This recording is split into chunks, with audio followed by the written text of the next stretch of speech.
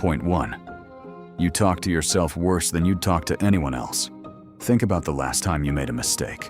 What did you say to yourself? I'm so stupid. I always mess things up. Why can't I just get it together?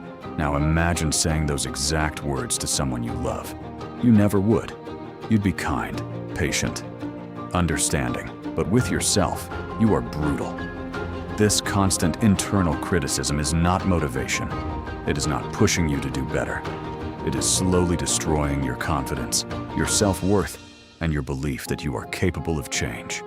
The way you speak to yourself becomes the way you see yourself. And the way you see yourself becomes the life you build. Do this. Every time you catch yourself saying something negative about yourself, stop. Rewrite it. Not with fake positivity, just with the same kindness you'd give a friend. Point 2. You self-sabotage right before things get good. Have you noticed that the moment things start going well, you find a way to ruin it?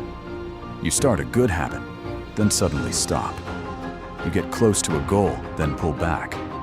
You begin to feel good about yourself, then do something to undo it. This is self-sabotage, and it is not random.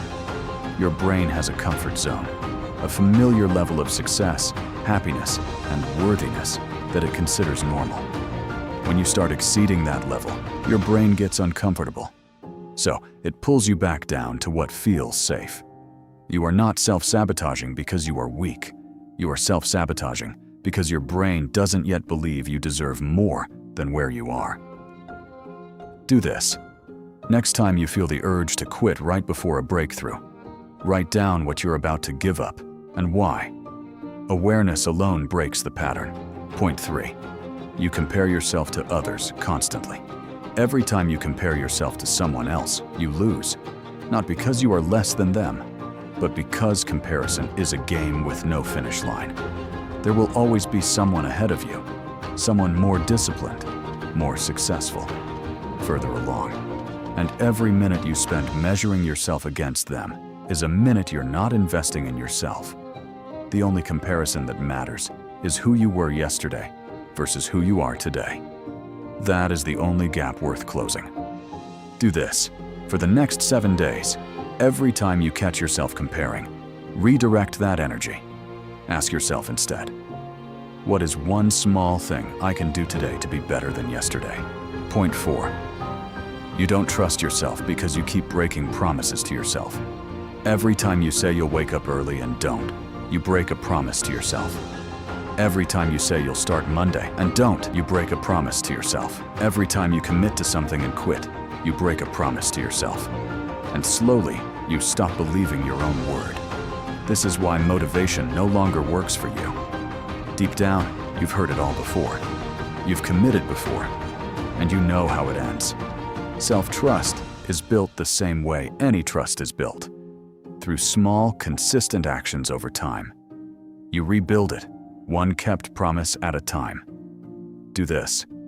Make one tiny promise to yourself today. Something so small, it feels almost too easy. Then keep it. That is where self-trust starts rebuilding. Point 5.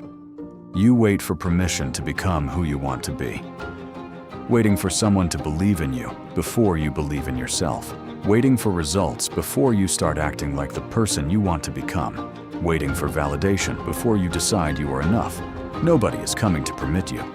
There is no moment when someone hands you confidence and says, okay, now you can go be great. You have to decide. Right now, without proof, without guarantee, without anyone else's approval, the person you want to become is not waiting for perfect circumstances. They are built in imperfect ones. Do this. Write down one sentence.